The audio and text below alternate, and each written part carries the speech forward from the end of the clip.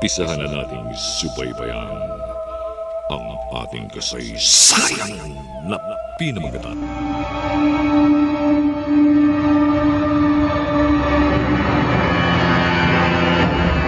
Ang paglalakbay ng inyong diwa. Pagsaksi sa mga pangyayaring hindi mo sukat akalain.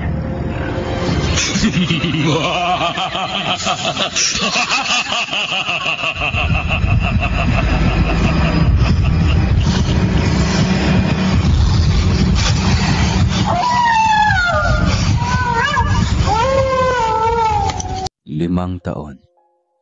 5 taon na solong nilalabanan ni Cindy ang kakaibang karamdaman na ayon sa mga doktor ay isang di karaniwang sakit na tinatawag na schizophrenia. Ito ay isang sakit sa pag-iisip na inilalarawan sa abnormal na pag-uugali ng isang individual. Ito ay kawalan ng kakayahang maunawaan ang katotohanan sa hindi makatotohanang bagay. Kabilang sa mga sintomas nito ay ang nalilitong pag-iisip, guni-guni, maling paniniwala, kawalan ng motibasyon sa sarili. Ito nga ba talaga ang kaso ni Cindy? Napilit niyang tinatago sa asawa dahil sa kawalan ng kumpiyansa at sa takot na baka iwan ito sakaling malaman nito na siya ay kabilang sa mga nilalang na pwedeng matawag na isang baliw. 5 taon na ang nakaraan at sabik na siyang makita ang kanyang asawa. Gusto niya itong mayakap, ay padama ang pagmamahal niya rito. Ngunit ganoon na lang siya nito kalad ka rin nung salubungin niya ito galing ng opisina. Aray ko, Jason, ano ba? Bitawan mo ako, ang sakit. Reklamo ni Cindy. Napilit nitong nilalayo ang kamay, habang pilit na dinadakip ng asawa para hilahin palabas ng bahay. Masasaktan kita ng gusto kung nanaisin mong titira sa pamamahay kong ito. Bahay ko ito. Naintindihan mo ba? Galit na wika ni Jason na halos nanlilisik ang mga mata sa galit. Bahay ko rin ito. Kasal tayo kaya kahit saang batas tayo magharap, ay may karapatan akong tumira dito. Ang kapal ng mukha mo, Cindy. Pagkatapos mo kong iwanan para sumama sa kalaguyo mo. Kalaguyo? Hindi totoo yan. Wala akong kalaguyo. Huwag ka nang magsinungaling. Sinabi na sa akin ni Mariel ang lahat. Kumunot ang noon niya sa narinig. Kaibigan niya si Mariel, ngunit hindi ito ang kanyang best friend. At kahit kaunting ideya sa kanyang kalagayan, ay wala itong alam.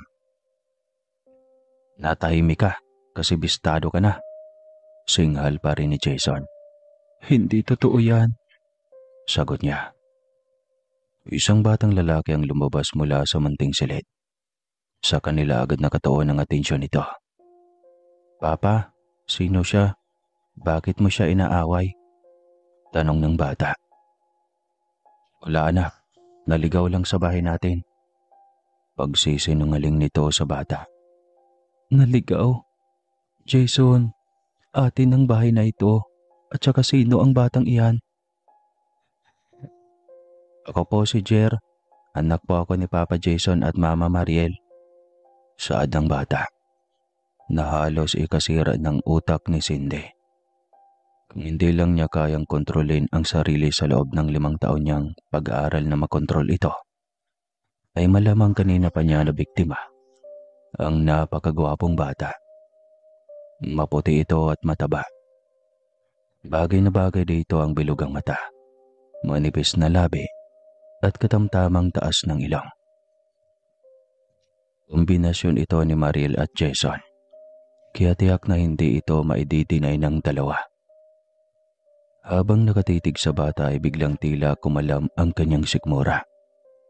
Nakakainggan dakmain ang braso nitong napakalusog. Naglalaway na rin siya at pilit niya itong ikuble habang hindi mahalata ng asawa. Umalis ka na, Cindy. Narinig mo ba? Umalis ka na. Mag-uulit ni Jason. Papa, sabi ni teacher, bad po ang mang-away. Hayaan mo si Ganda na tumira sa bahay natin. Wika ng 4 na taong bata.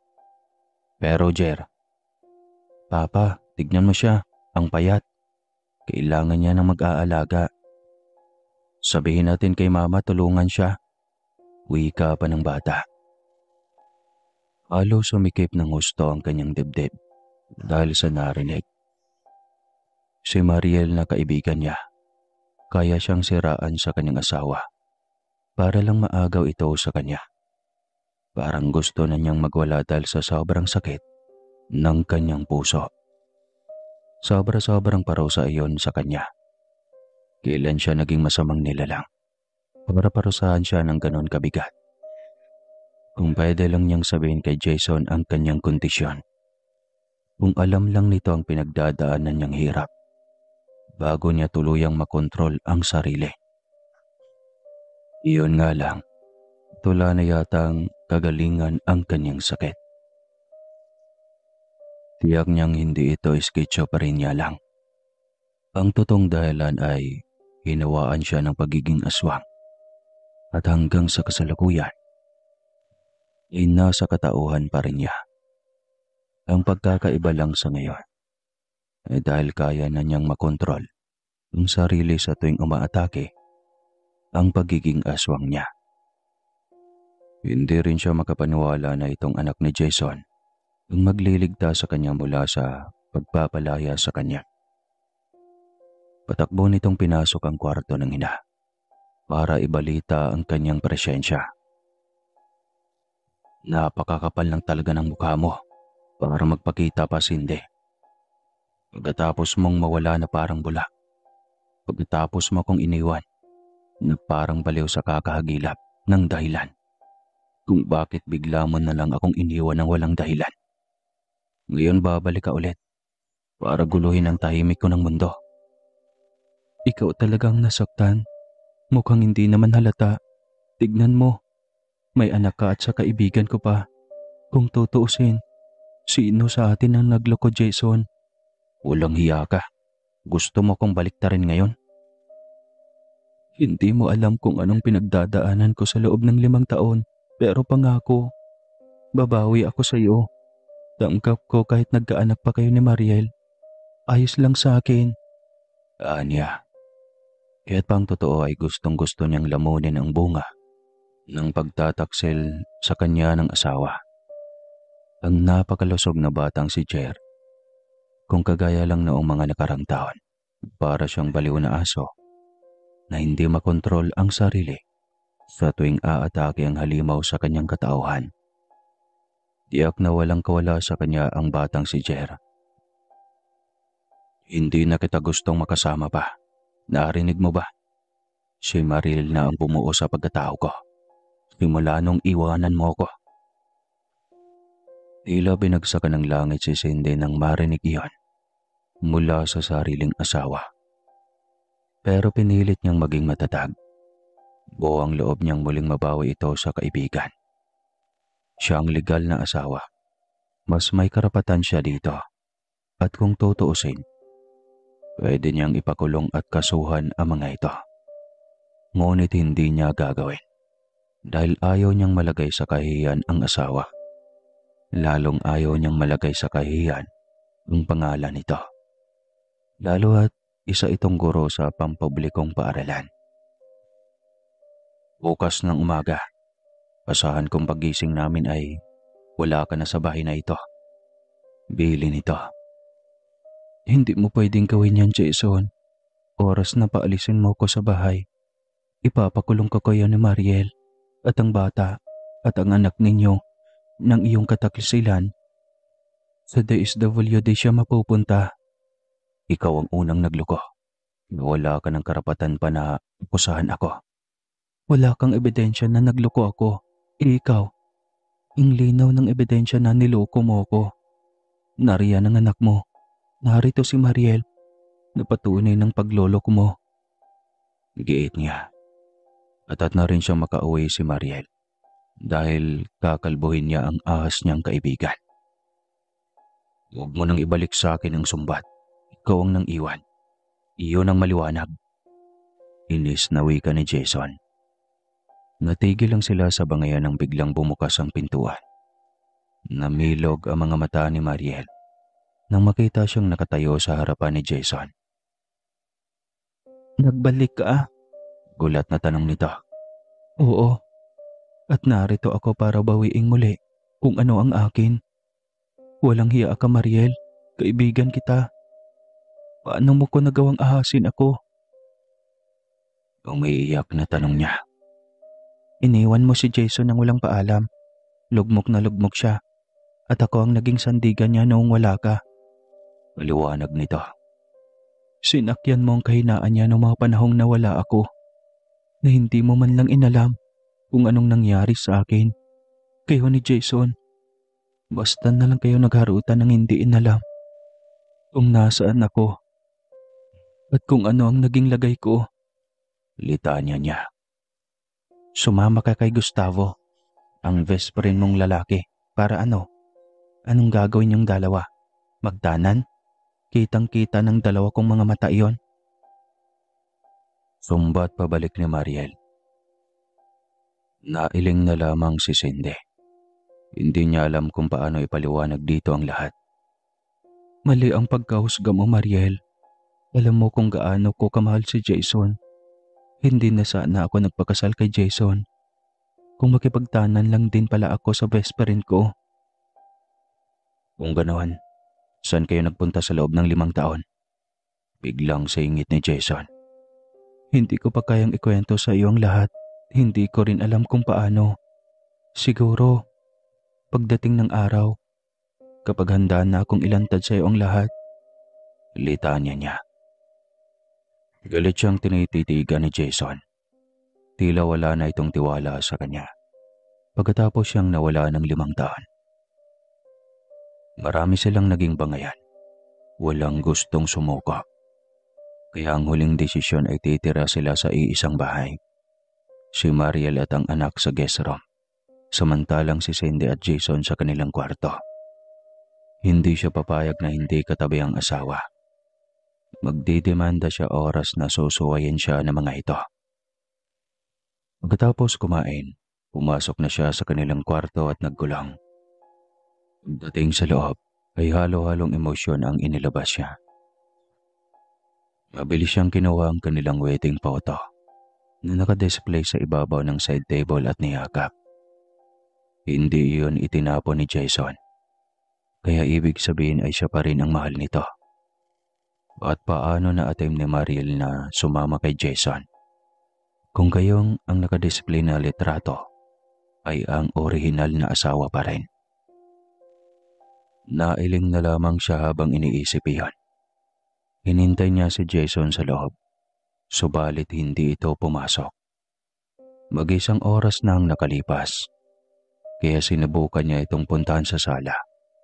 Ngunit hindi niya ito mahanap. Naisip niyang silipin ito sa loob ng guest room kung saan sila ni Mariel. Biglang nanikip ang kanyang dibdib nang makita ang dalawang naglalampungan. Tila bagay tinarakan siya ng punyal sa kanyang dibdib. Sobrang sakit nang malaman niyang may ibinahay ng ibang babae ang kanyang asawa noong mawala siya. Subalit, mas masakit noong makita niyang ginagawa ng mga ito ang gawain na dapat sana silang mag-asawa lang ang may karapatang gumawa. Biglang uminit ang buo niyang katawan. Parang lumobo ang kanyang utak. Muli na naman siyang sinusumpong. Naghahanap ang kanyang hininga ng sariwang dugo. Agad siyang lumayo mula sa pintuan ng mga ito. Takbo siyang lumapit sa bintana. At pagdating doon, ay diretso na siyang tumalon sa bintana. Pagkarating niya sa baba ay naging isang pusa siya na kulay itim. Ito ba ang sinasabi ng mga doktor na schizophrenia? Nasa utak lang ako may karamdaman. Bakit pati sarili ko ay naging pusa? Alam kong hindi ito imahinasyon ko lamang. At matino ang isip ko ngayon sa mga nangyayari sa aking sarili. Alam kong isa na akong ganap na aswang. At isang matandang tinulungan ko ang gumawa sa akin ito. Bakit? Bakit? Naging mabuti lang naman ako sa matandang iyon. Bakit ganito ang ginawa niya sa akin? Bakit niya ako hinawaan ng pagiging aswang? Mahabang litanya niya. Walang direksyon ng sarili. Hindi alam kung saan nahanap ng magiging biktima. Yan yung mga pare. Laking pusang kulay itim. Aswang yan. Kaya barilin niyo. Biglang wika ng isang tanod na nagraronda. Makbo siya ng sobrang bilis sa takot na baka matamaan ng bala. Maswerte siyang nakapagtago sa isang masukal at bakanting lote ng subdivision. Hindi siya lumabas hanggat hindi nawala sa paligid niya ang mga tanod na nagroronda sa mga sandaling iyon. Nang masigurong wala na ang mga ito, ay tsaka lang siya lumabas at naghanap ng magiging biktima. Kailangan niya makahigop ng sariwang dugo upang hindi siya manghina. Isang munting bahay ang kanyang nadaanan. Malayo ito sa kabahayan. Sinubukan niyang puntahan para silipin. Tila sunerte siya sa gabing iyon dahil isang buntis ang kanyang nasilip at nag-iisa lang ito sa kubo. Sa kalagitnaan pa ng gabi, marahil ay nasa barkada pa ang asawa nito. Ilang sandali pa ay pumesto na siya sa silong ng isang buntis. Gaya ng lagi niyang ginagawa, lagi niyang ginagamitan ng itim na mahika na bigla na lang din niyang natutunan. Ilang sandali pa ay humaba na ang kanyang dila. Unti-unting naabot nito ang umbok ng tiyan ng isang buntis. Para siyang lumok kung simipsip ng laman ng tiyan nito. Kung maaari lang niya itong ubusin, ngunit hindi niya ito gagawin dahil mahuhuli siya kapag naramdaman nitong masakit ang tiyan nito. Kontento na siyang nakadimdim ng kaunti. Maghahanap na lamang siya ng mga alagang hayop. Doon siya magpakabusog. Samantalang sa galit ni Jason sa asawa at sa kagustuhan na makapagiganti, ay sinadya niyang doon tumabay kay Mariel. Gusto niyang masakdan din ito, madurog, tuwing makita nito na magkasiping sila ni Mariel. Tila gumana naman ang kanyang plano. Saktong magkasiping sila ni Mariel nang bumukas ang pinto. Hindi siya lumingon sa kinaroroonan ng pinto. Subalit alam nilang may dalawang mata na nanonood. Agad niyang tinapos ang ginagawa nila ni Mariel at lumabas para tignan si Cindy. Gusto niyang tignan kung paano ito madurog. Ngunit, gayon na lamang ang pagtataka niya ng pagpasok niya ng kwarto, ay wala roon si Cindy. Sinubukan niya itong silipin sa banyo, ngunit wala ito. Nakabukas ang bintana, kaya sinilip niya iyon. Walang tao at tahimik ang paligid. Lumabas siya at hinanap ito sa sala, sa buong bahay. Ngunit walang Cindy. Muli na namang gumuho ang kanyang mundo. Katulad noong unang araw na iniwan siya nito. Naalala muli niya ang araw na halos mabaliw siya at hindi alam kung saan ito hanapin. Nabawasan ng sakit ng kanyang nararamdaman nang sinikap ni Mariel na pagaanin ang kanyang loob. Lahat ginawa nito para lang makalimot siya sa sakit na kanyang naranasan noon. Nabaling ang kanyang atensyon sa sanggol na anak na binigay sa kanila ni Mariel. Siguro nga ay hindi ganon katagal siyang nagdusa at nasaktan dahil nariyan si Mariel at ang sanggol na laging nagpapasaya sa kanya. Dito niya ibinuhos lahat ng kanyang atensyon. Kanina pa siya nakatunganga sa labas at naghihintay. Ngunit walang Cindy na naroon. Bagsak ang balikat niyang pumasok sa kwarto. Habang nakahiga sa kama ay nakatulala. Magulo ang isip kung ano ba ang nangyayari at kung ano ang nasa isip ni Cindy.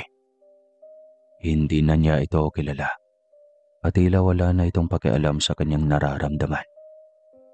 Unti-unti na siyang nilalaman ng antok nang biglang may bumukas ng pintuan.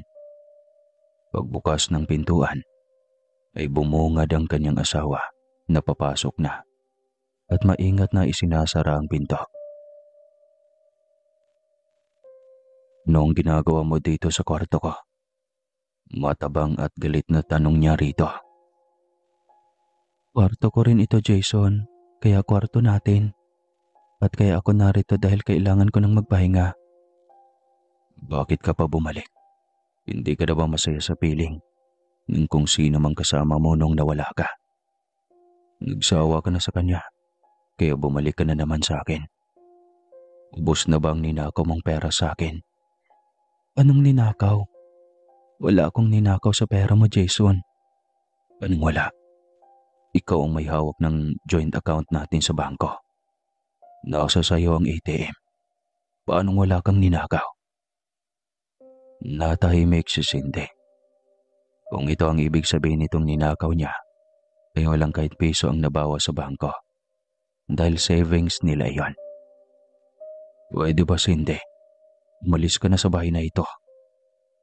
Mahinang pakiusap ni Jason. Tinitigan siya nito sa mga mata. Nakipagtitigan na rin siya dito habang walang tigil ang paglunok. Aminado siyang namimiss na niya ang lahat sa asawa niya. Nakikita rin naman niya sa mga mata ni Jason na nangungulila rin ito sa kanya. Kung pwede lang niyang ipagtapat dito ang kanyang kalagayan, subalit natatakot siyang pandarihan ito. Lumapit si Jason sa kanya. Tila ba hindi na siya nito matiis. Alam niya ang kahinaan ng asawa. Kapag tititigan niya ito ay laging nabubuhay ang buong pagkatao nito. "Kaya ka bumalik dahil namimiss mo ito." Tanong nito. Pagkatapos ay sinibasib siya nito ng halik. Halatang pananabik nito at pangungulila. Nadadala na rin siya sa ginagawa ng asawa sa kanya. Hanggang tuluyan na siyang bumigay sa nais mangyari ni Jason. Kaya nagbingbangan na sila, di joke lang. Kinabukasan, maagang nagising si Cindy na may ngiti sa mga labi dahil nadugdug siya. Di joke lang. Kabuang. Lumabas siya ng bahay dahil gusto niyang ikutin iyan. Namimiss na rin niya ang kabuuan ng bahay na silang dalawa mismo ni Jason ang nagpatayo.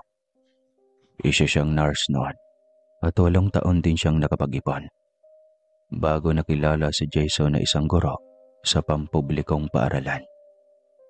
At marahil ay hindi sa haba ng pagkakilala sa isa't isa, ay siyang sukatan para magiging committed sa taong minamahal.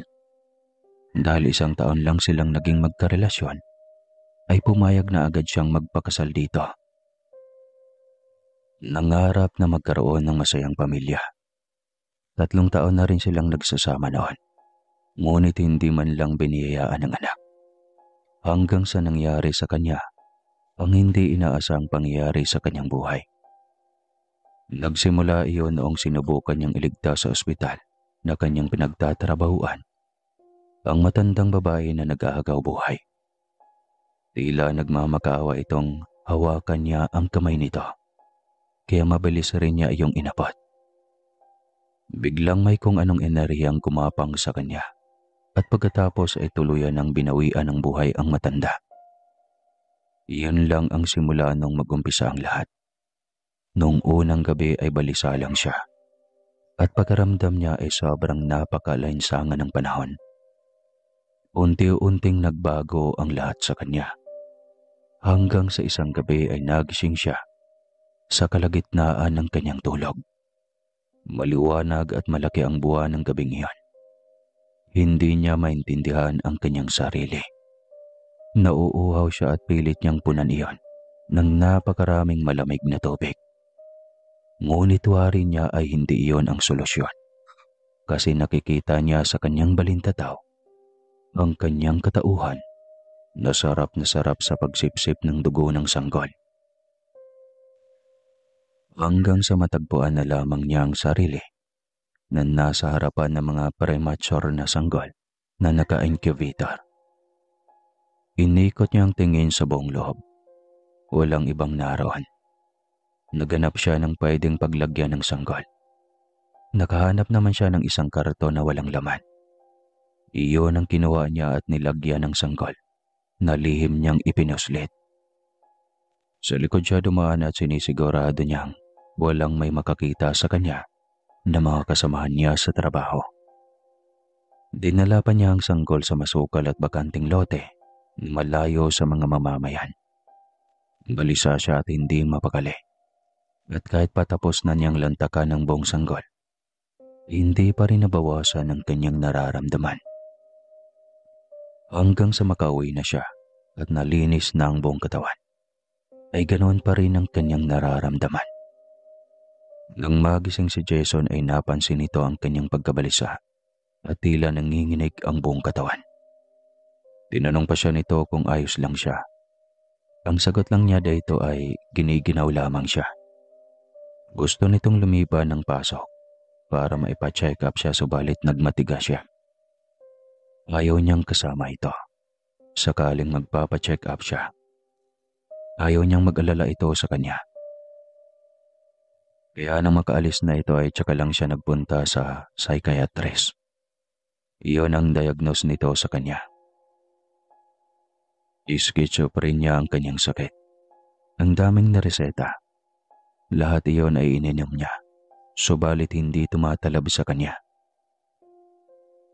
Ganoon pa rin ang kanyang nararamdaman. Kaya nagdesisyon na lamang siyang umuwi ng probinsya sa kanyang lola Mingay. Doon ay mailihim niya ang kanyang katauhan dahil ang kanyang lola ay bulag. Sakto rin ang makiusap siyang doon tumira ay nagpaalam rin ang kanyang pinsan na nag-aalaga sa kanyang lola. Pabor iyon para sa kanya, para maitago ang kanyang katauhan. 1 taon lang din yata niyang naalagaan ang kanyang lola at tuluyan na itong namahinga. Kaya naiwan siyang mag-isa sa kubo nito. Mas naging malaya pa siya sa kanyang mga ginagawa. Habang lumilipas sa mga araw, ay mas lalong gamay na niya ang kanyang katauhan. Alam niya kung kailan aatake ang kanyang karamdaman. Sa huli ay napagtanto niyang hindi lang basta karamdaman ang dumapo sa kanya. Habang nagre-research siya, ay napagtanto niyang sa kanya isinali ng matanda ang pagiging aswang nito noong naging alo ito sa ospital. Hindi niya akalain pwedeng mangyari iyon, ngunit wala na siyang magagawa pa. Hindi na iyon mawala pa sa kanyang katawan. Habang buhay na siyang maging aswang. Tatanda siyang halimaw at mamamatay na halimaw. Iyon ang kanyang napagtanto sa sarili. Malalim ang kanyang pag-iisip nang tawagin siya ng isang kapitbahay na doktor. Kasamahan niya ito dati sa ospital. Ikaw ba talaga yan, Cindy? Abay, bakit ang itim mo na?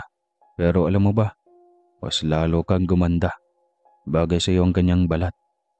Pori pa ng doktor. Good morning, Doc Marfil. Ako talaga to. Pero bakit ang payat mo? Ayos ka lang ba? Tanong nito. Oo naman, Doc. Ayos lang po ako. Sigurado ka ha? Kung may kailangan ka ay, nariyan lang naman ako sa bahay. Nag-aalalang wika ng doktor. Hinawakan pa siya nito sa balikat. Hindi, Doc.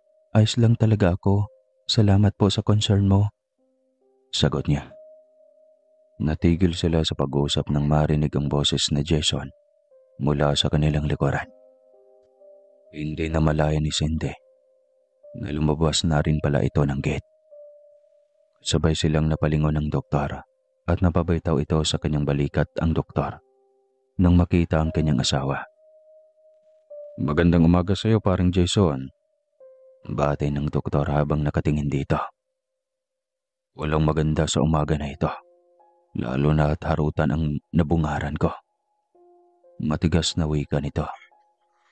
Napakunot ang noo ng doktor sabay tingin sa kanya.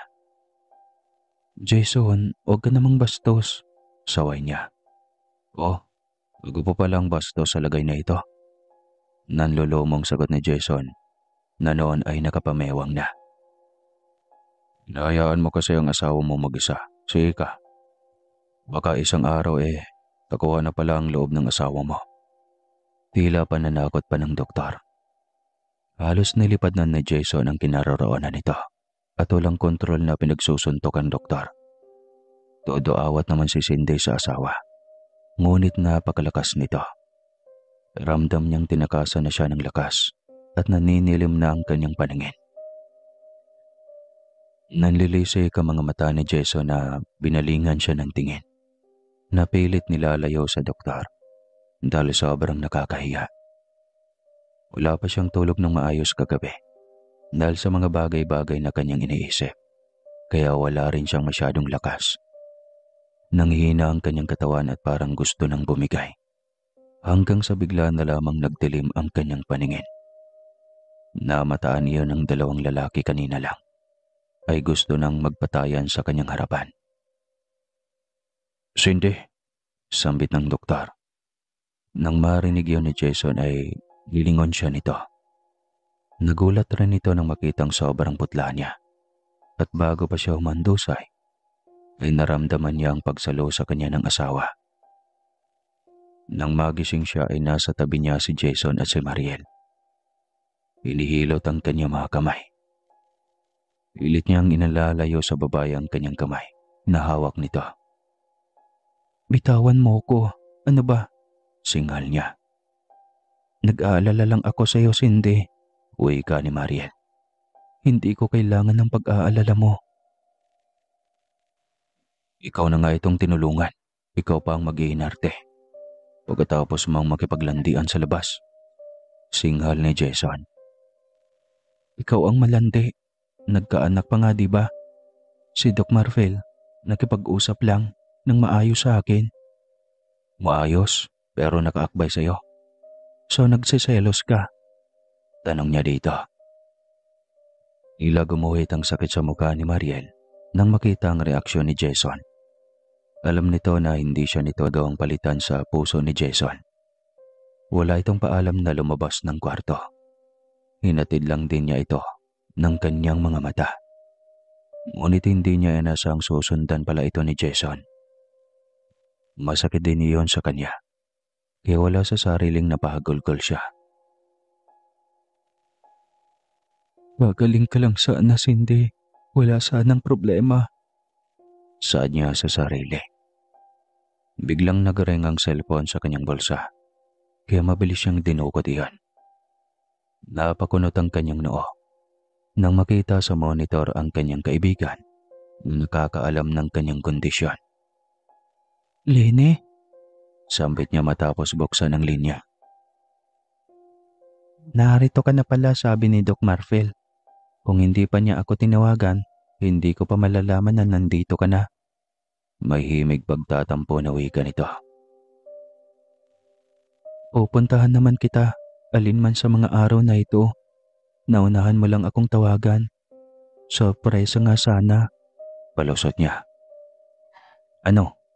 Pinagtatapat mo na ba kay Jason ang tungkol sa iyong dinaramdam? Tanong nito.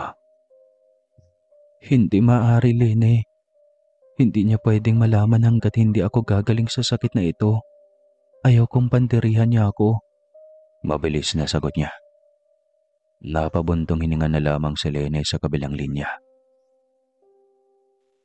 Hindi mo man lang sinabi sa akin ang tungkol kay Mariel. May himig pagtatampo na sumbat niya dito. Yun nga ayaw kong masaktan ka, kaya ko nagawang itago sa iyo. Maging ang tungkol sa anak nila. Malapit ko na ngang makalbo ang Mariel na yan Mas makati pa sa higad. Tila nakabantay sa lakay sa maaring paglisan mo. Palitaan niya nito. Ikaw kasi, mahal na mahal ka naman ni Jason. Halos mabaliw na nga nung mawala ka. Kung pwede ko lang baliin ang pangako ko sa iyong huwag kang pangunahan sa desisyon mo. Kawawa si Jason nung mga panahong iniwan mo siya. Dagdag pa nito. Hindi mo naintindihan, Lene. Bukod sa mahal ko ang asawa ko, ay ayaw ko itong mag-alala. Ano na lang ang sasabihin ng mga magulang niya sa akin. Alam mong mabigat ang dugo ng mga iyon sa akin. Malaman pa nilang may ganitong kondisyon ako. Sa kanila, mas lalo na akong mai-stress. Anya, sobrang kakaiba naman talaga ng may kagaya mo na nagkaroon ng ganyang kondisyon. Wala naman sa lahi niyo iyan. Matitino naman lahat ng kaanak mo. At saka, bakit mga sariwang dugo at karni lang? Parang gusto ko nang maniwala sa iyo na hindi iyan sakit lang sa pag-iisip, kundi pangawa na ng pagiging aswang. Litanya nito sa kabilang linya. Marami pa silang mga pinag-usapan. Buti na lang at nasa baba sila Jason at Mariel. Wala na ang mga itong may maririnig tungkol sa kanyang kondisyon. Inagabihan, matapos ang buong araw niyang pagkakakulong sa kanilang kwarto, ay nagpasya siyang bumaba ng kusina. Naroon ang anak nila Mariel at Jason, ang laging magpapaalala sa kanya na bukod sa panloloko ng asawa, ay wala rin siyang kakayahan na maibigay kay Jason ang isang buong pamilya. Napansin siya ng bata, kaya bebo itong lumapit sa kanya. Binibining ganda, papunta kami ngayon sa mall, magsha-shopping kami sabi ng mama. Sama ka po, kasama rin si Papa, kain tayo sa Jollibee. Yaya nito. Ayos lang gwapo. Sama ako pero next time na lang. May lakad ako eh. Saad niya. Saktong palapit sina Jason at Mariel. Ngunit hindi siya nagaksayang tapunan ng tingin ng mga ito. Lalo na si Jason. Dahil alam niyang nakatitig ito sa kanya. Nararamdaman niya iyon at pagkaramdam niya sa pagkakataong iyon ay hindi siya nakaapak sa lupa. Alam niyang may pagdududa ito sa kanyang mga kilos. Lagi niya itong nahuli na nakatitig sa kanya sa mga nakaraang araw. Sana lang ay hindi lalabas ang kanyang pagiging halimaw sa mismong harapan ng mga ito. Sana lang ay lagi niyang nakokontrol ang kanyang katauhan. Baka kapag mabisto ni Jason na isa siyang halimaw, ay mas lalo pa siya nitong pandirihan at ipagtabuyan. Makalipas ang 2 buwan ng muling pananatili niya sa kanilang bahay. Kaarawan ng ama ni Jason. At hiniling nito na sana ay makarating siya sa kaarawan nito. Ayaw niyang magpakita dahil mabigat ang dugo ng biyanang babae at ng mga kapatid ni Jason sa kanya. Ngunit alang-alang sa biyanan niyang lalaki na madalas siyang ipagmalaki at ipinagtatanggol sa mga ito noon, ay buong tapang siyang haharap sa mga ito. Wala siyang pakialam kung ano ang sasabihin ng mga ito sa kanya. Jason, nag-aalangan akong sumama. Nahihiyang wika niya. Bakit? Akala mo ba gusto talaga kitang maging kasama sa kaarawan ng papa? Tanong nito sa kanya. Napakayuko lamang siya sa naging reaksyon nito. Kailangan na nating umalis. Baka matraffic pa tayo. Pasalamat ka may sakit si papa. Ayoko siyang madismaya. Kung ako lang ang magdedesisyon, ayos lang na magkulong ka na lang sa loob ng kwarto. Yung parang bampera na takot sa sinag ng araw. Natigilan siya sa sinabi ng asawa. May nahalata na ba ito sa kanya?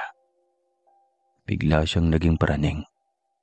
Hindi niya alam kung ano ang maging reaksyon niya sa mga sandaling iyon. Hinawakan pa siya nito sa kamay at hinila palabas. Wala si na Mariel at ang anak nito, kaya hindi niya alam kung kasama ito sa parte. Pero sa tingin niya ay hindi. Pagpipiyastahan lang sila ng mga tao kung magkaganon. Habang sakay ng kotse, ay nag-aalangan siya ng gusto. Paano kung aatake na naman ang pagiging halimaw niya sa kalagitnaan ng selebrasyon? Lalo pa at gabi sa pagkakataong iyan, Sakit ka lang. Kayang-kaya kitang labanan. Anya sa kanyang sarili. Patuloy pa rin naman siya sa pag-inom ng kanyang reseta. Kahit paramdam niyang tila wala namang pagbabago sa kanya. Dumulog ang kotse sa harapan ng isang hotel. Ibig sabihin ay sa hotel idadaos ang kaarawan ng kanyang biyanan. Patabilis siyang bumaba dahil sa kanyang biyanang babae at mga kapatid ni Jason. Hindi siya sigurado kung hindi ang mga ito mag-iiskandalo at hindi niya rin maipangako kung makapagtimpi pa rin siya. Gayong alam niya sa kanyang sarili na malaki na ang pagbabago niya. Bilisan mo naman, Cindy. Bumaba ka na riyan. Anong hinihintay mo? Naalalayan pa kita. Hindi na mangyari pa iyon. Sigaw nito sa kanya. Kaya napukaw ang kanyang atensyon. Medyo masakit iyon sa kanyang pandinig. Subalit kailangan niyang magpakatatag. Pagkarating sa venue ay marami nang naroong panauhin. Ang kanyang biyanang lalaki agad ang kanyang hinanap. Namataan niya agad ito sa isang espesyal na mesa. Kaya nilapitan niya ito. Papa, sambit niya. Iha, dako ang tagal mong nawala. Mabuti at nakabalik ka na. Ang sabi ni Jason, kailangan mo raw mga ibang bansa para makaipon. Naiintindihan ko naman. Malaki nga naman ang sahod ng mga nurse sa ibang bansa. Kaya lang, sana man lang umuwi ka kahit isang linggo para magbakasyon sa amin. Grabe naman yang 5 taon. Hindi mo man lang ba na-miss ang asawa mo? Natameme siya sa sinabi nito. Hindi siya magpaniwala sa ginawa ng kanyang asawa. Kahit papano ay pinagtakban pa rin siya nito at mahalaga pa rin dito ang kanilang pagiging mag-asawa.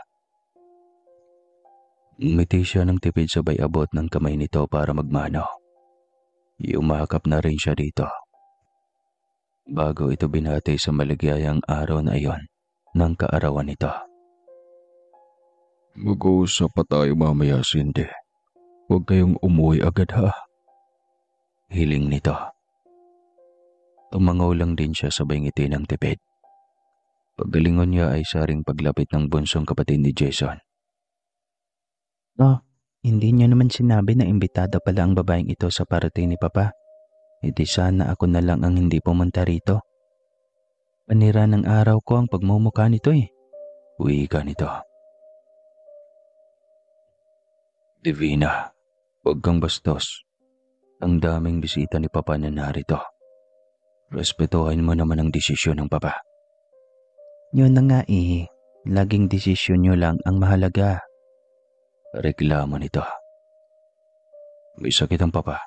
Kailangan nating sundin lahat ng gusto niya. Baka kung ano pang mangyari kay Papa. Yun na nga eh. Walang hiyang haliparot na iyan. May gana pang magparamdam pagkatapos ng lahat. Hindi nakapagtimpi si Cindy. At nasampal ito sa sobrang galit. Cindy, galit na saway ni Jason. Haliparot ang tingin niya sa akin, hindi ba? Paano walang hiyari niyang haliparot? Kaya, wag na nating itago pa. Kita mo ang ugali ng babaeng iyan? Kuya, kaya tama lang na si Maril ang inanakan mo. Siya nga dapat at ang apo ni Papa ang dala mo dito ngayon eh. At yung babae na yan ay hindi. Kapwa sila natigilan sa sinabi nito. Maging ang kanilang ama ay napatula lang nakatingin kay Jason. Hindi pa man nag-uumpisa ang programa ay tila masisira na ang araw ng kanilang ama. Anong anak? Anong sabi mong inanak ka ng iyong kuya? Tanong nito. Walang sumagot. Tila tumaas ang dugo ng matanda at bigla pang gumaralgal ang boses nito. Ilang sandali pa, nakita nila itong unti-unting naging lupaypay. Agad itong tinakbo ni Jason at sinalaw bago ito mahulog sa upuan. Kasalanan niyo ito. Galit na wika ni Jason. Itong asawa mo ang sisisihin mo, sagot ni Divina. Itatakbo nila ang ama nila sa ospital. Naiwang nakatunganga si Cindy at tila ba binabagabag ng konsyensya. Hindi pa tayo tapos, Cindy. Ang kapal ng mukha mo para magpakita sa party na ito. Kung ano man ang mangyari ka pa, mananagot ka. Tandaan mo yan. Sigaw ni Divina. Habang nakasunod sa ama na isusugod sa ospital. Hanggang sa nagpasya na lang si Cindy na umuwi na lang. Sa bahay ay balisa at hindi mapakali siya habang hinihintay ang pagdating ng asawa. Inuusog siya ng kanyang konsyensya. Pagaramdam niya ay siya ang dahilan kung bakit inatake sa puso ang biyanan. Napatingala siya sa bilugang buwan na makikita sa bintana ng kanilang kwarto. Muli na naman siya nakaramdam ng kakaiba. Ayaw niyang umalis sa bahay ng mga sandaling iyon. Gusto niyang hintayin ang pagdating ni Jason. Ngunit hindi niya kayang kontrolin ang sarili. Mas lalo pa siyang tila hinihila para tumalon sa bintana. Nanunuyot na rin ang kanyang lalamunan. Umiiyak na siya sa mga sandaling iyon. Bakit ang hirap labanan? Bakit tila alipin pa ang sarili niyang utak at katawan sa halimaw na pumapasok sa kanyang katauhan? Gusto niyang kumuha ng kutsilyo. Papatayin na lamang niya ang kanyang sarili. Bumaba siya ng kusina. Kumuha siya ng kutsilyo para saksakin ang sarili. Saktong walang ibang tao sa bahay na iyon dahil umuwi si Mariel at ang anak nito sa kanilang bahay. Walang may magiging hadlang sa plano niyang pagkitil ng kanyang sarili. Ngunit nang ibabaon na niya ang kutsilyo sa kanyang dibdib, ay biglang bumukas ang pintuan. Cindy, bitawan mo yan. Tarantang sawi nito. Hayaan mo na ako, Jason. Papatayin ko ang halimaw sa loob ko. Hindi rin naman niya ako tatantanan. Anong halimaw ang pinagsasabi mo? Halimaw. May halimaw sa loob ko. Inutusan niya akong kumain ng sariwang karne at tugo. Ang dami-dami ko ng kasalanan. Ayoko ng ganito. Hindi maintindihan ni Jason ang kanyang mga sinasabi. Naguguluhan ito. Gayunpaman ay alerto ito sa lahat ng mga ikinikilos niya ng gabing iyon. Agad nitong kinuha ang kutsilyo sa kanya. Nanginginig siya at nanlilisik ang mga mata. Naglalaban ang kanyang sarili at ang halimaw sa loob niya. Pilit niyang kumakawala roon, ngunit napakalakas ng halimaw sa loob niya. Mas lalong lumakas ang duda ni Jason na may tinatago siyang kakaibang karamdaman. Mas lalo itong nag-aalala para sa kanya. Aminado si Jason na galit pa rin ito sa kanya. Ngunit hindi rin mawala ang pag-aalala nito sa kanya. Kahit anong mangyari, asawa pa rin siya nito at responsibilidad nito ang pangangalagaan siya. Ikaapos mo ko sa kama. Parang awa mo na, Jason. Bakit? Ang tanong ng lalaki. Sige na, igaapos mo ko. Ayaw mo akong mamatay, diba? Igaapos mo ko. Parang awa mo na. Pag-iusap niya. Wala sa sariling ginawa iyon ni Jason. Ilang sandali pa ay unti-unting naging mabangis ang mukha ni Cindy habang nakagapo sa kama. Mas lalong naguluhan si Jason. Napahilamo siya ng mukha habang parot pa rito sa harap ng nakagapos na asawa. Parang sinasapian si Cindy ng demonyo. Hindi siya natulog at binantayan lang ito. Halos madaling araw na nang unti-unti itong manghina hanggang sa tuluyan ng makatulog. Tsaka lang siya lumapit dito. Anong itinatago mo sa akin, Cindy? Tanong niya sa kanyang sarili. Kinabukasan, maagang nagising si Jason. Napatitig siya sa leeg ng asawa na tila ba kinakabahan. Pagkaramdam niya kasi ay hindi nalipat ang posisyon nito mula kagabi. Ganoon pa rin ang posisyon nito sa pagtulog.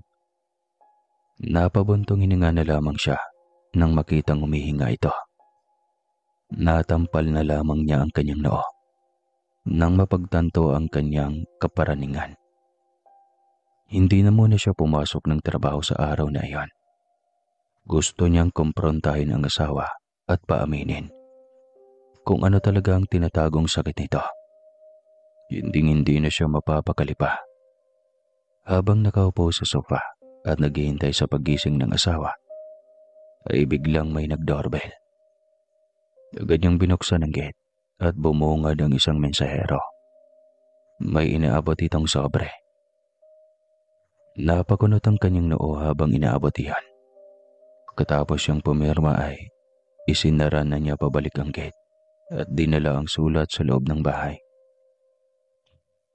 Kabado siyang buksan iyan, lalo at galing iyon sa isang sikat na klinik ng psychiatrist. Ano ba talaga ang inililihim mo, Cindy? Ito ba yun? Tanong niya sa kanyang sarili.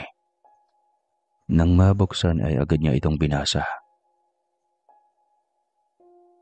At ganito ang nakalahad sa sulat. Medyo may katagalan na rin mula nung huling bisita mo sa aming klinika. Gusto naming matiyak na maganda pa rin ang pakaramdam mo, gaya ng ginawa mo noong araw na iniwan mo kami. Kung mayroon kang anumang mga tanong, alalahanin o matagal na isyu, huwag kang mag-atubiling magmensahe sa amin para sa mabilis na komplementaryong konsultasyon sa iyong pangunahing therapist. O kung mas gusto mo, maaari mo kaming tawagan na alam naming nasa iyo ang aming numero dahil ibibigay namin ito sa iyo sa huling araw ng iyong therapist. At maaari rin naming talakayin ang anumang mga katanungan na maaaring mayroon ka. Sana ikaw ay ganap nang nakawala sa iyong mga matinding bangungot. Liham na galing sa klinika ng psychiatrist. Tila biglang lumobo ang ulo ni Jason nang mabasa iyan. Sobrang tagal ng kanyang hinanakit sa asawa. Ngunit hindi man lang niya naisip na alamin kung ano ang totoong dahilan. Bakit ito biglang nawala na parang bula? Patakbo siyang umakyat sa kanilang kwarto. Saktong pagbukas niya ng pintuan, ay gising na rin ito. Agad niya itong kinalagan. Nagtaka ito nang makita ang kanyang reaksyon. Jason, bakit? Tanong nito sa kanya. Ngunit diretso lang itong yumakap sa kanya. Bakit nga? Tanong nitong muli. Bakit hindi mo sinabi sa akin ang kalagayan mo noon? Bakit kailangan mo pang itago sa akin ang lahat ng paghihirap mo? Sunod-sunod na tanong niya rito. Anong ibig mong sabihin? Nagtatagang tanong ni Cindy. Hindi mo na may pagkakaila pa, Cindy. May sulat sa iyo ang psychiatrist mo. Anya. Kumalas ito mula sa pagkakayakap at halatang nagulat sa kanyang sinabi. Hindi ito nakaimik ng abutin iyon. Ngunit nagpumilit si Jason na ikwento niya rito ang lahat. Natatakot akong kapag malaman mo ang lahat ay panderihan mo ako, Jason. Hindi lang ito bastang schizophrenia. May matandang nagpasa sa akin ng pagkaaswang niya doon sa ospital na pinagtatrabahoan ko. Alam kong mahirap paniwalaan, pero iyon ang totoo. Kaya ayaw kong malaman mo. Dahil natatakot akong makipaghiwalay ka sa akin dahil sa kalagayan ko. Mahabang paliwanag ni Cindy. Asawa mo ko, Cindy. Karapatan kong malaman iyon. Ang tanga ko lang, dahil hindi ko man lang nararamdaman lahat ng pagbabago sa iyo. Pero sana man lang, hindi mo ko hinusgahan agad. Umiiyak na wika ni Jason. Umaling ka naman, hindi ba? Kaya tiyak akong mawawala iyan ng tuluyan. Gagaling ka pa, Cindy. Dagdag ba nito? Hindi na ako gagaling, Jason. Kasi hindi ito schizophrenia. Isa na akong aswang. Walang gamot dito. Walang doktor ang makapagpagaling nito. Kaya maawa ka sa akin. Huwag mo akong ipagtabuyan. Huwag mo akong pandirihan. Kaya ako bumalik. Dahil hindi ko na talaga kayang mawala ka ng tuluyan sa buhay ko. Miss na kita. Salitaan niya ni Cindy. Nanlo mo si Jason. Napabuga siya ng maraming hangin. Dahil ramdam niya ang paninikip ng kanyang dibdib. 5 taon, Cindy. Dapat kakampi mo ko sa laban na meron ka. Pero wala akong nagawa para tulungan ka. Kasi hinusgahan mo ko. Bakit? Patawarin mo ko, Cindy. Patawarin mo ko sa mga kasalanan ko. Dinagdagan ko pa ang mga pasakit na dinanas mo. Hagulgol na wika ni Jason. Hindi ka dapat nagsusorry, Jason. Kasalanan ko ang lahat. Ako dapat ang magsusorry sa iyo. Wika niya. Niyakap siya nito ng mahigpit. Sa bawat isa sila humuhugot ng lakas para maging matatag sa pagsubok na dumating sa kanilang buhay. Nangako si Jason na aayusin ang lahat. Babawi ito sa mahabang panahon na napabayaan ito ang asawa. Bukas na bukas din, pupunta tayo sa aming probinsya. May kakilala akong magaling na albularyo doon. Tiyak akong gagaling ka. Pangako yan. Saad ni Jason. Pero paano ang anak mo? Hahanapin ka niya? Patawarin mo ko, Cindy. Pero hayaan mo. Aayusin ko ang lahat sa atin kapag magaling ka na. Sa totoo lang, nasasaktan ako sa ginawa mo. Pero dahil asawa at mahal kita, kahit ilang babae pa ang dumaan sa buhay mo, ayos lang sa akin. Huwag mo lang akong iwanan. Huwag mo lang akong tuluyang tanggalin sa buhay mo. Hindi mangyayari iyon, Cindy. Ikaw lang ang nag-iisang babaeng minahal ko ng totoo. Paano? Nagkaanak nga kayo ni Mariel, hindi ba? Nagugulo ang tanong niya. Tunayan yan. Hindi ko tunay na anak si Jer at lalong hindi ko minahal si Mariel. Siguro may mga nangyayari sa pagitan namin. Subalit siya lagi ang nag-uumpisa. Anak niya sa ibang lalaki si Jer at dahil naawa ako sa kanya noong pinalaya siya ng kanyang pamilya, napilitan akong patirahin siya dito. Nasa usapan na rin namin na oras na bumalik ka ay pagsisilosin ka namin at ipapakita namin sa iyo na tunay ang aming relasyon.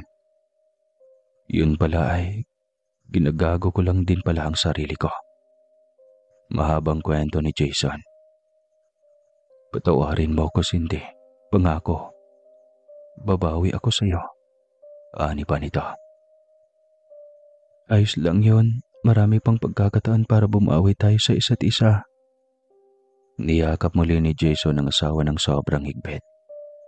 Buo ang loob niya na may pag-asa pang gumaling ang kanyang asawa.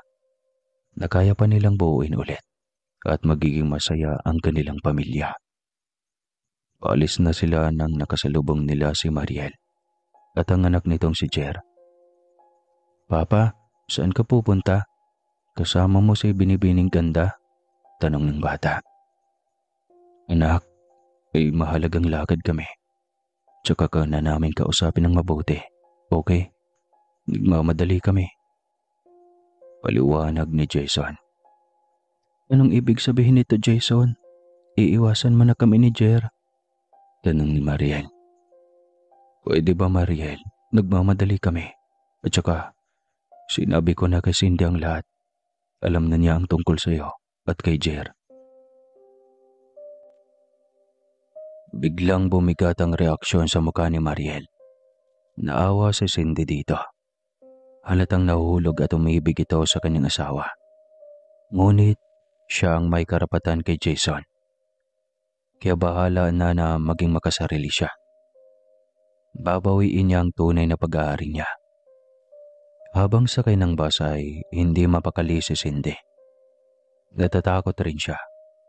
Paano kung bigla na lamang siyang hindi magising at hindi na masilayan pang muli ang mukha ng asawa? Paano kung tuluyan na siyang lalamunin ng pagiging halimaw kahit sa panahon ng liwanag?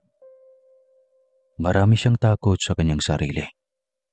Kabado siya habang sakay na ng tricycle papasok sa baryo na sinasabi ni Jason.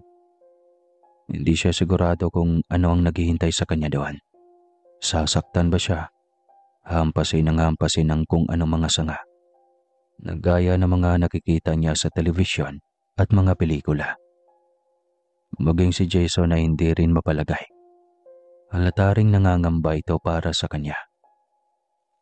Pagdating sa isang bahay ay tumigil ang tricycle na kanilang sinasakyan. Ito na po ang bahay ni Lolo Ponce. Tawagin niyo na lang siya. Bili ng driver. Nagpasalamat sila dito pagkatapos magbayad. Isang luma tahimik na bahay iyon. Nagkailang tawag na sila ngunit walang sumasagot. Hanggang sa may dumating na isang binatilyo na nakasuot ng uniforme. Uwian na yata sa tanghali na mga oras na yon. Ano po ang kailangan nila? Tanong ng binatilyo. Dito ka ba umuwi, Totoy? Tanong ni Jason. Opo, sinasamahan ko po dito si Lolo Ponce. Pasyensya na, hindi yata kayo narinig. Sobrang tanda na kasi niyon. Tsaka bingi na ang kaliwang tenga niya. Teka lang po, tatawagin ko lang po. Sigurado akong nakikinig na naman yon ng drama sa radyo. Kwento ng binatilyo. Nako, salamat na lang pala at dumating ka, Totoy. Saan ni Jason? Opo, pasok na lang po kayo. Umupo po kayo sa aming munting berha. Magalang na wika ng binatilyo. Pagkatapos ay inakyat na nito sa kwarto ang matanda. Sigawan pa ang mga ito sa loob. Napagtanto nilang totoo ang sinabi ng binatilyo. Bingi na ang lolo nito. Ilang sandali pa ay maingat nang bumaba ang matanda. Kaya pala bingi na ito sa kabilang tenga ay dala na rin malamang sa katandaan. Nasa 90 pataas na siguro ang edad nito. Ngunit malinaw pa rin ang mga mata nito. Sino kayo? Anong kailangan niyo sa akin? Tanong nito. Ako po si Jason, Lolo Ponce.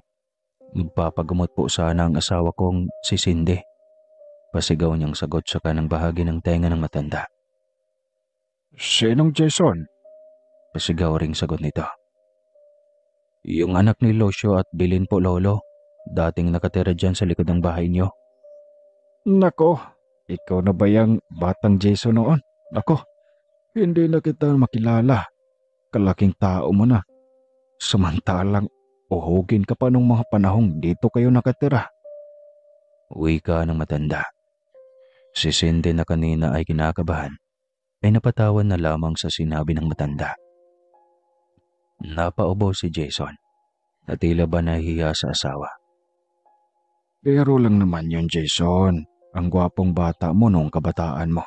Mas lalo na ngayon.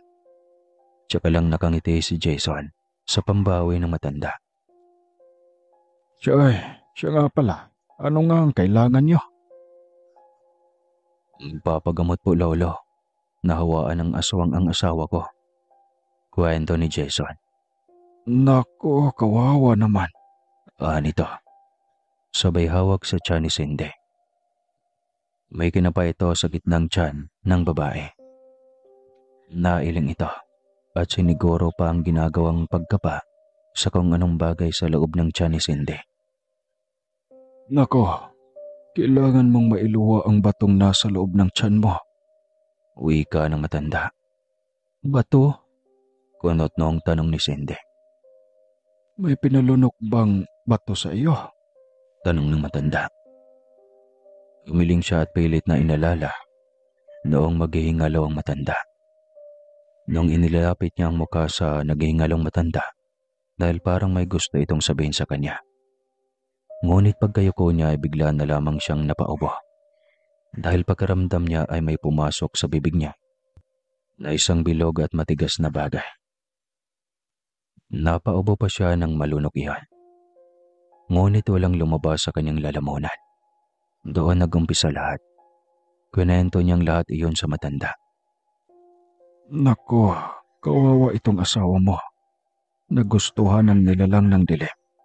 Pero kahit nakakain ka ng sariwang laman, pagagalingin pa rin kita. Pangako ng matanda. Nako, salamat po lolo. Kahit magkano, handa ang magbayad. Gumaling lang ang asawa ko. Tuwang wika ni Jason. Anong magkano? Walang bayad ang pagtulong sa kapwa. Tandaan mo yan. Galit na wika ng matanda. Pasensya na po lolo. Ayos lang. Lagi niyong tatandaan. Tumanda akong ganito at kahit minsan, wala pa akong siningil sa mga pinagaling ko. Nabubuhay ako sa awa ng Panginoon. Nito. Napahanga silang mag-asawa sa pagiging totoo ng matanda. Kaya ito binayayaan ng mahabang buhay. Tumito muna kayo ng 2 linggo. 3 araw ko siyang gagamutin. Ngunit araw ng Martes at Biyernes lang dapat. Wika ng matanda. Kailangan nila itong sundin. Nangako naman ito na kaya nitong pagalingin si Cindy. Sabik na rin si Jason na makitang maayos na ang asawa. Kinabukasan pa ang araw ng Martes, kaya kinabukasan pa siya kailangang gamutin. Kaya naisip nilang bilhan ng mga pangangailangan ng matanda at ang apo nito. Bumalik sila ng bayan. Bumili ng ilang sako ng bigas, mga dilata, at kung ano-ano pa. Sobrang saya ng matanda. Nagpasalamat ito sa kabutihan nila.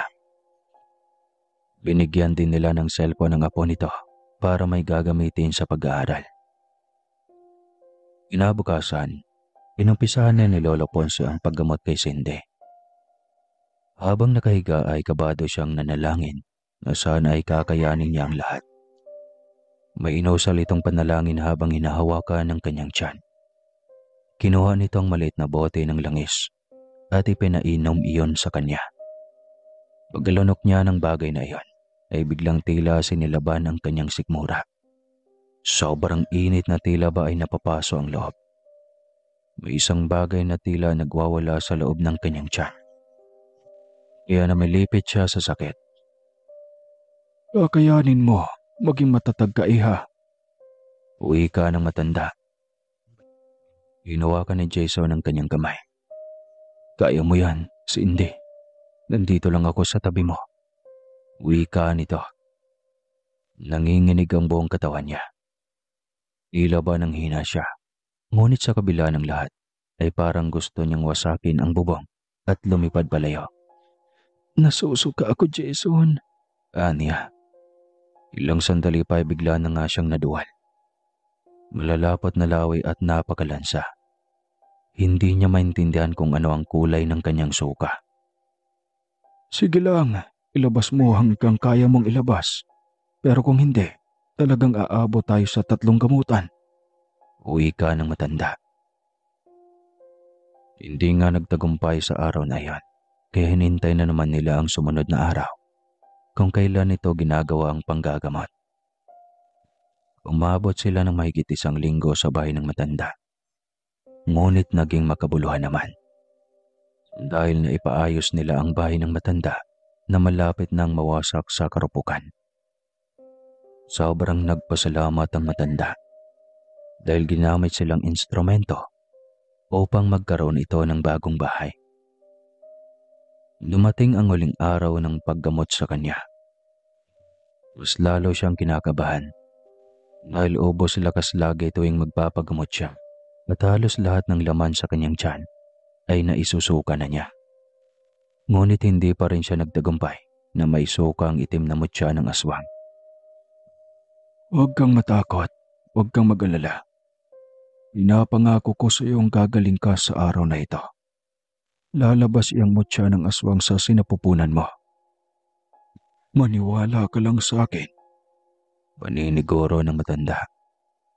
Naniniwala po ako sa iyo, Lolo. Alam kong gagaling ako dahil sa iyo.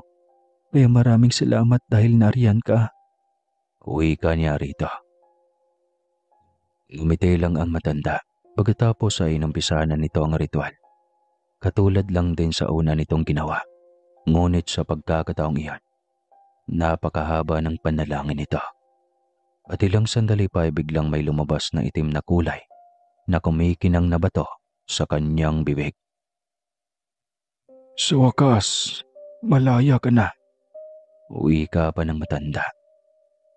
Salamat, Lolo. Maraming salamat. Dahil nakalaya na si Cindy sa ilalim ng kapangyarihan ng batong itim na iyan. Saad ni Jason. Walang anuman. Ililibing ko ang mutya na ito sa aking bakuran upang wala nang may mabiktima pa nito. Saad ng matanda. Niyakap ni Jason ang asawa. Sobrang saya nito at halos hindi makapaniwala si Cindy na malaya na siya sa ganong uri ng sumpa. Uuwi na ba tayo, Jason? Tanong ni Cindy sa asawa. Bukas na. Kailangan mo pang magpahinga. Oo, iha. Mahina pa yung katawan mo. Bukas ng umaga, pwede naman kayong bumiyahe na.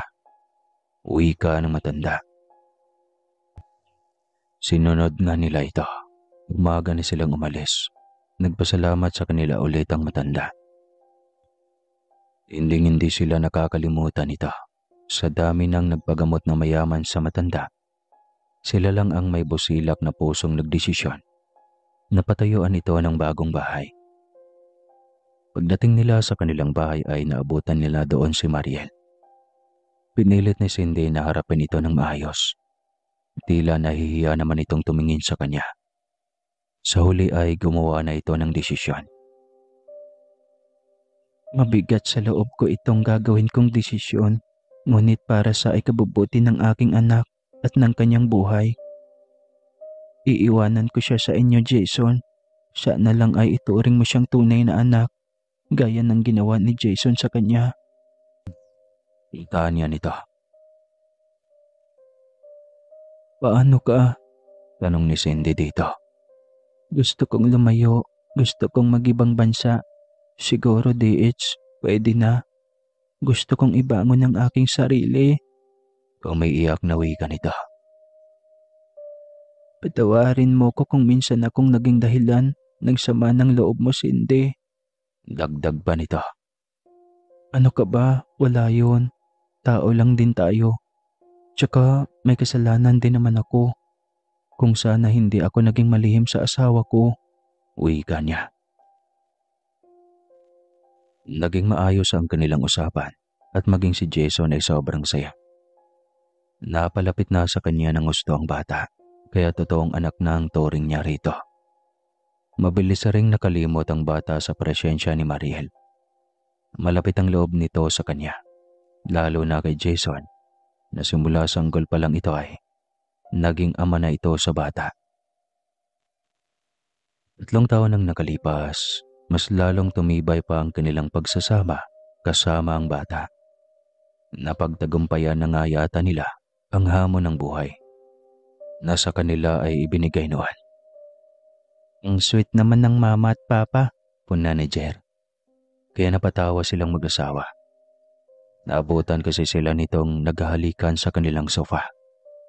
Umupo ito sa kanilang gitna at nagpapalambing rin. Masaya silang buong pamilya nang biglang bumukas ang pinto. Totoo pala talaga ang balita. Bumalik na ang reyna ng makakapalang muka. Wika ni Divina.